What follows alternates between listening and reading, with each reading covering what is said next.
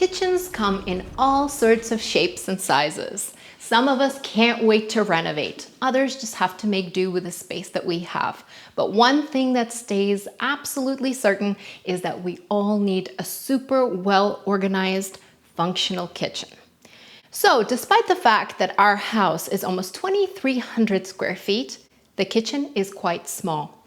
As you can see here, this cabinet is actually the only pantry unit that we have in the kitchen. I have spent the last several weeks delving into the rabbit hole of organization. If you've been on YouTube, you know there are probably countless thousands of videos out there.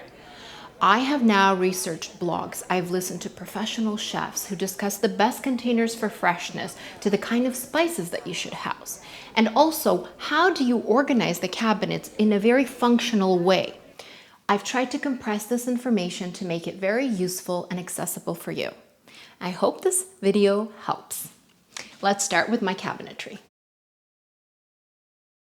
So I've emptied out the cabinets just to show you what we are working with. And at the bottom here, just some of the pantry items like cans. In this cabinet, we house our crystal and glassware. In this cabinet, we have our teacups and coffee mugs, our tea station and coffee station. And in the final cabinet, a little bit of doggy food, and the rest of the two are supplements and medicine. On this wall here, while modern, it does not have any upper cabinetry, so my space is very limited. I did get hubby to create an upper cabinet above the fridge, and this has saved us lots of space. This is where I house all of my baking pantry items. And this is the little drawer that we're going to repurpose for an at-hand spice rack with the most essential spices. Take everything out of the pantry so you can see exactly what you own. This gives you a clean slate and makes it easier to reset the space. Declutter ruthlessly. Set aside items to toss or donate. Half-used containers you'll never finish, food past expiration, or items you forgot you even had. Sometimes the cupboard door opens, they see salt and pepper on the table. Look at them, the bastards. What have they got? What have they got that we don't have? I just don't get it. Now, take inventory of all your pantry items, especially your staple items, which consistently end up on your shopping list. Categorize your items by theme. For example, grains and carbohydrates, oils and vinegars, baking supplies or snacks. Establish zones for your categories by assigning them a specific spot. It can be a whole shelf, a small bin, or part of a cabinet. Create themed zones for categories like baking, snacks, and grains, placing frequently used items at eye level. So the first thing I did is measure out my cabinet space. This gave me an idea of what kind of containers would fit perfectly into it. Ikea is my go-to store for organization and containers. Their Quirkin collection of jars come in a variety of sizes and types so that you can adapt to any pantry based on your requirements. For all my Canadian viewers, an excellent kitchenware shopping resource is Kitchen Stuff Plus. As you can see here, I'm purchasing their glass apothecary-style canisters for my spices in the larger size with a volume of 720 milliliters. These are the jars I have selected for my pantry, along with these scoops in 3 sizes ranging between large, medium, and small. Always, always give your food storage jars and containers a thorough wash to ensure all manufacturing residue like chemicals and oils, as well as shipping contaminants, are cleaned away for health and safety. Time to order the labels from my personal favorite shop, Church Street Designs. Their vinyl labels are waterproof, stain-resistant, and typographically gorgeous. I have just received my pantry labels from Church Street Designs. These are the spice labels, measuring 1 3/4 inches wide by 2¼ inches high, ideal for your standard spice jars. And here are the medium format 3 by 3 inch labels, ideal for the larger glass jars and containers. Try the painter's tape hack by placing several jars adjacent to each other and run a single strip of painter's tape across all the jars at once. Stick down the label, pressing from the center outward to avoid bubbles. And voila! Your labels look Pinterest perfect every time for a uniform aesthetic that pleases the OCD eye. Tip number 1. Use smaller spice packets to ensure maximum freshness.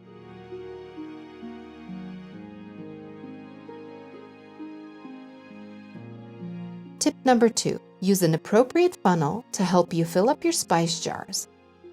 This is not only faster, but also prevents spills and waste.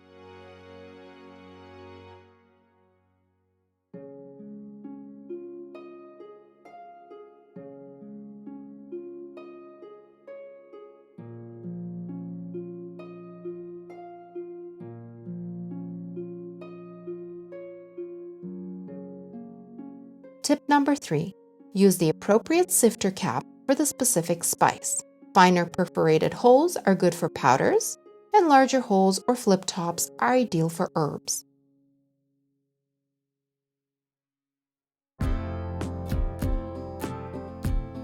These acrylic spice jar inserts will completely transform your spice drawer. I have linked them and everything else I'm using in the description box for your reference. Here's a tip on selecting your essential spices. Determine which spices you use regularly in your go-to weekly recipes. Then, cover the basics like salt, pepper, garlic powder, and paprika. And finally, add your favorite boosters. These are the spices that define the personality of your cooking, which can be cultural, seasonal, or personal flair.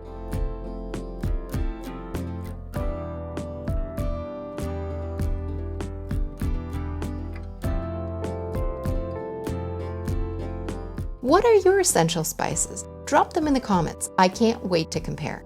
My essential 14 are Cajun, nutmeg, chili powder, sumac, basil, ginger, garlic powder, onion powder, parsley, rosemary, thyme, dillweed, cloves, coriander, fennel, and oregano.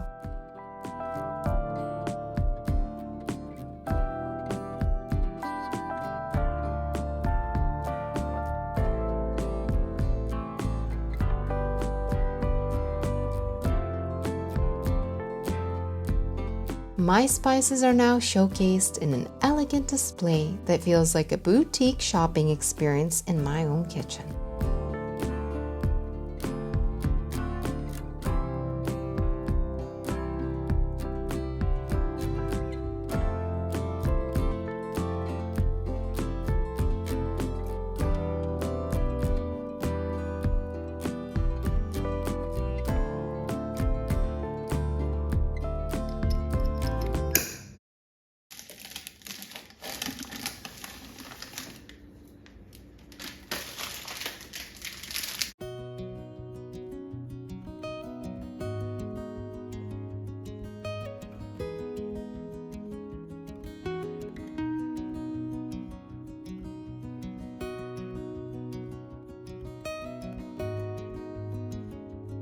Here is another opportunity to recap label application. For the cylindrical jars, I fold the towel in 3, and then I create 2 buffers on either side so that the jar doesn't roll around.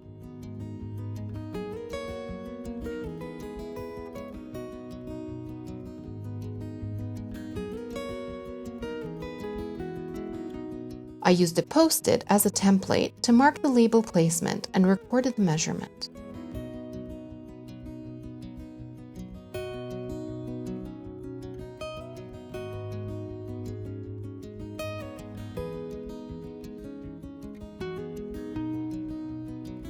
Once again, I used the painter's tape as a guide and positioned the label beneath it.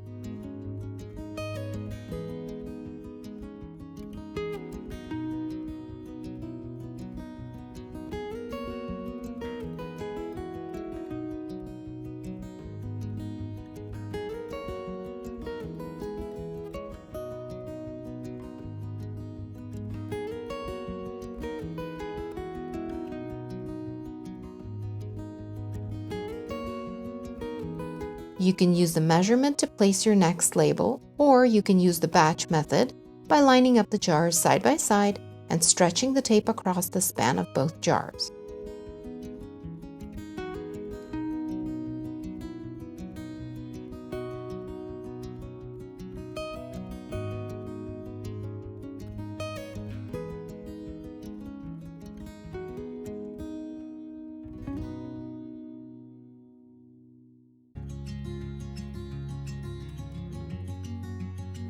To store grains and carbohydrates, I opted for the 2-liter Corkin jars. Because of their tall height and slimmer profile, I can take advantage of vertical space, which often goes underutilized, and I can fit more jars side by side without wasting cabinet depth or width.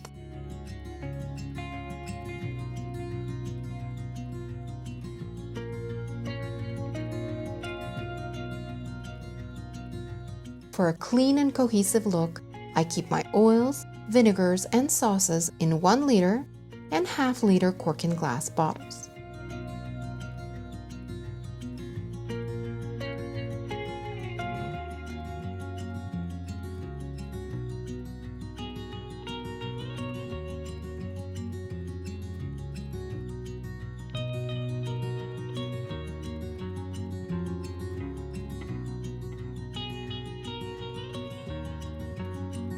A well-stocked spice pantry opens the door to endless recipes and diverse culinary experiences, making it easier to cook delicious meals at home while reducing reliance on processed foods and snacks. This encourages a health-conscious approach to eating while keeping your pantry streamlined, minimalist, and focused on the essentials. The 1-liter Corkin jars are well suited for storing larger quantities of spices that we reach for regularly.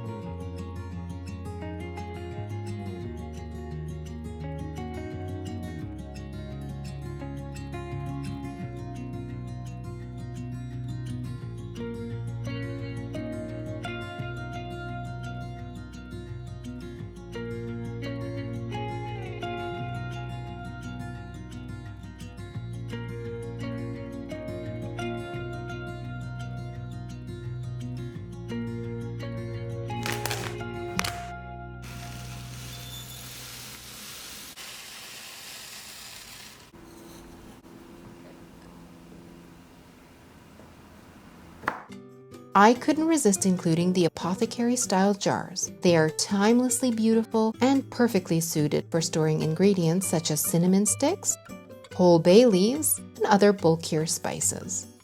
They'll take a visually striking place on my pantry shelf, inviting admiration.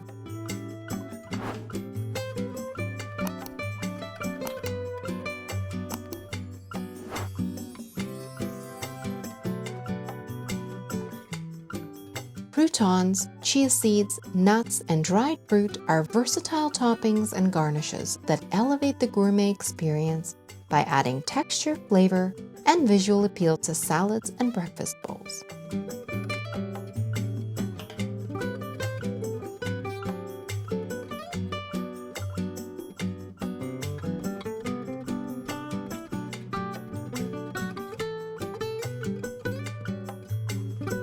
One of the best tricks for taming a pantry is to carve it up into little themed zones. Instead of letting bottles and jars play hide and seek across the shelves, group them by purpose. For instance, I gave my oils, vinegars, and sauces their own condiment corner.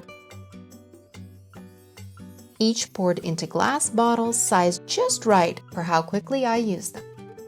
And because those bottles are my constant cooking sidekicks, I keep them parked at arm's height, ready to swoop in whenever I need them.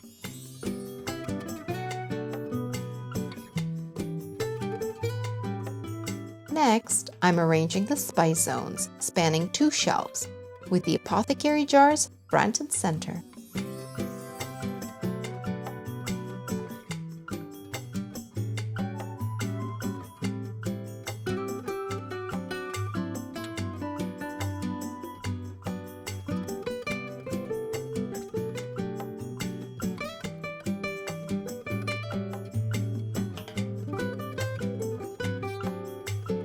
Implement a first in, first out FIFO system.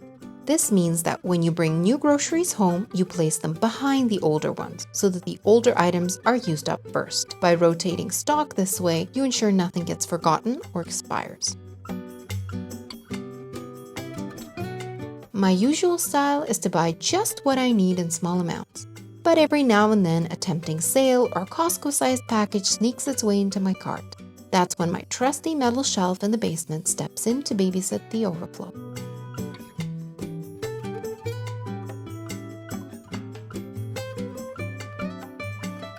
On a slightly higher shelf, but still within easy reach, I'm creating a dedicated grain and pasta zone. For high-use items, consider doubling up and storing them front to back, while placing less frequently used ingredients towards the back and keeping everyday essentials right at the front for easy access.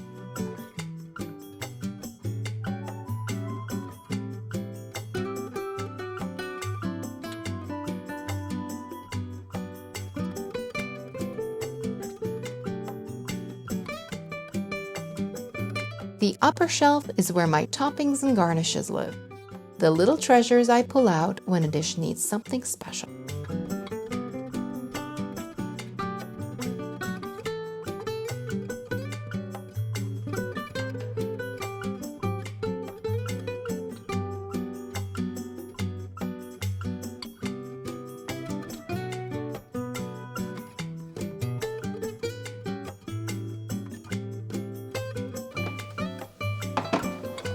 For the shelving unit, we will be using this tray by iDesign. It's a cabinet bin that I absolutely love. It fits perfectly lengthwise and widthwise into that shelving unit.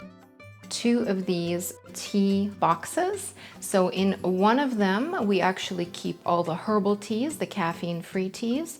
And in the second box here, we organize all of our green teas and black teas that are caffeinated. This way, we know exactly which box to pull.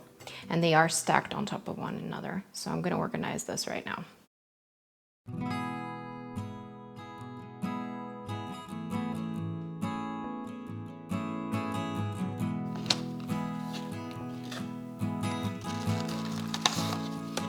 Delicious Earl Grey tea.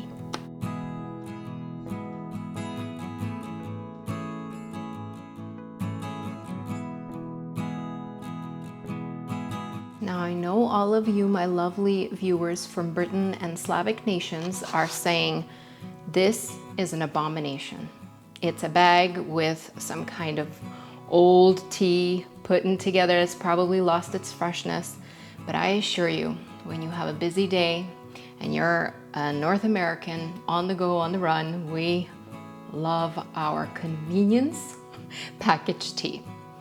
But on days when we have time, like on a Sunday or Saturday on a weekend, we absolutely love our loose leaf teas, and we do it the proper British way.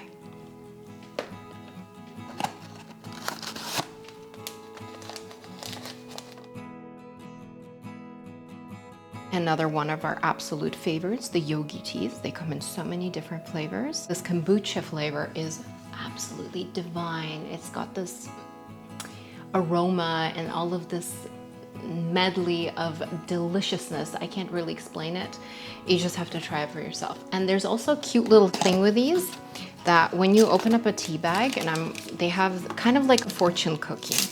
So it's got this little message on each one. Compassion is your strength. It's a nice way to start the day in the mornings.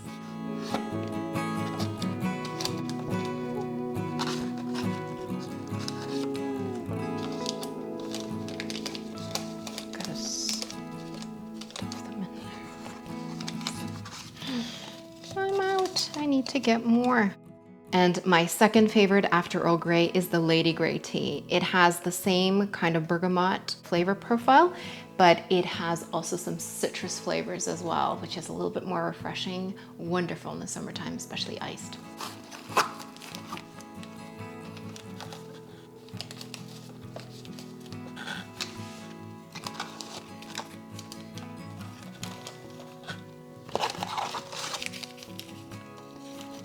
I need to go restock my teas.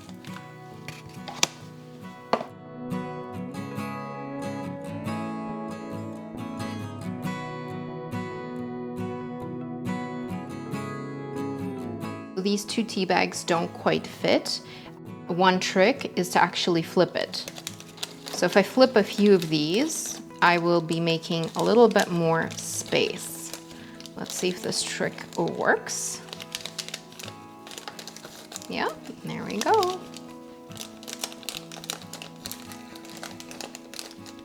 Ta-da!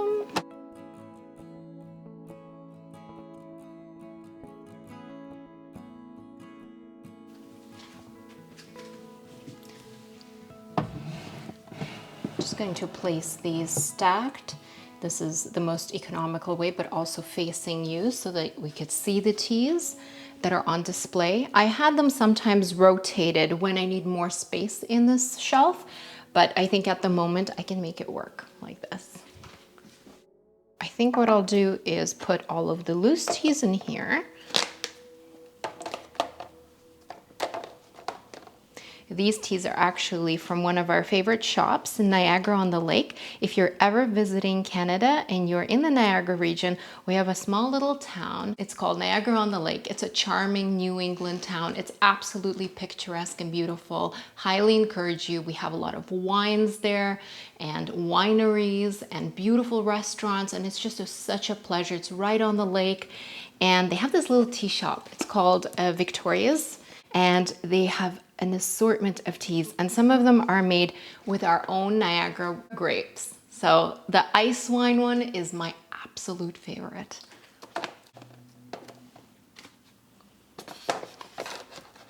To put our strainers in here. It's ready to go.